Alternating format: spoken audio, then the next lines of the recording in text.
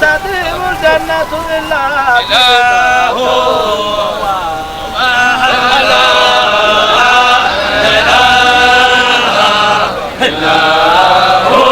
dadkan oo isugu jiray rag iyo dumar culimo diin u badan ayaa gilinkii dambe ee maanta waxay isugu yimaadeen xafladda dib u habeynta dariixada Sheekh Xafsada Sheekh Aweys Al-Qaadiriya oo kamid ah culimo diinka ugu caansan geeyiga Soomaaliya. culimada ka soo qayb gashay xafladan ayaa ka warbixiyay waxyaabaha ay ku xasuustaan Allah u naxariistay Sheekh Xafsada Sheekh Aweys Al-Qaadiriya oo kamid ahayd culimo diinka Soomaaliyeed.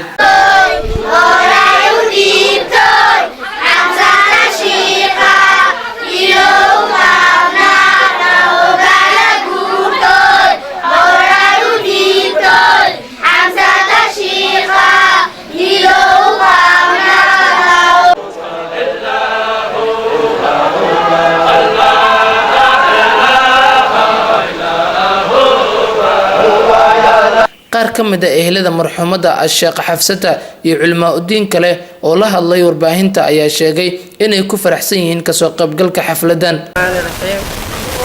magacayga waa Maal Xamsato Sheekh Maxamed Sheekh Cabdullah Casir waxaan kamid ah duriyada Sheekh Aweys Axmed Al-Qaadiri. maanta waxaa farxad loo anagoo badan jamaacado dhan buuxaan in ay tahay ziyaaradii oo Maal Xamsato Aweys dheere ay tahay furtaankii maanta mawlaceeda aad ayaan u faraxsanahay. waxaan jecelnahay intii ka soo qayb gashay ayagana in la weydiiyo farxad iyo reereen kulligeed u joognaa.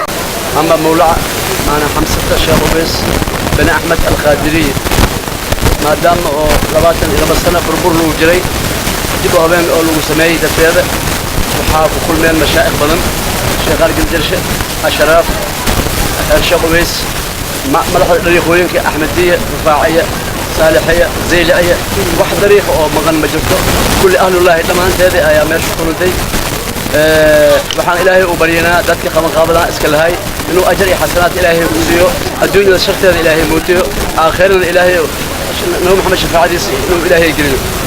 awliyada waa kuwa iimaan kaamil laga helay rabbina ka cabsanaya subhanahu wa ta'ala bishaara ay leeyihiin adduunyo iyo aakhiro ilaahay kalimaadkiisa qof bedeli karta malaha.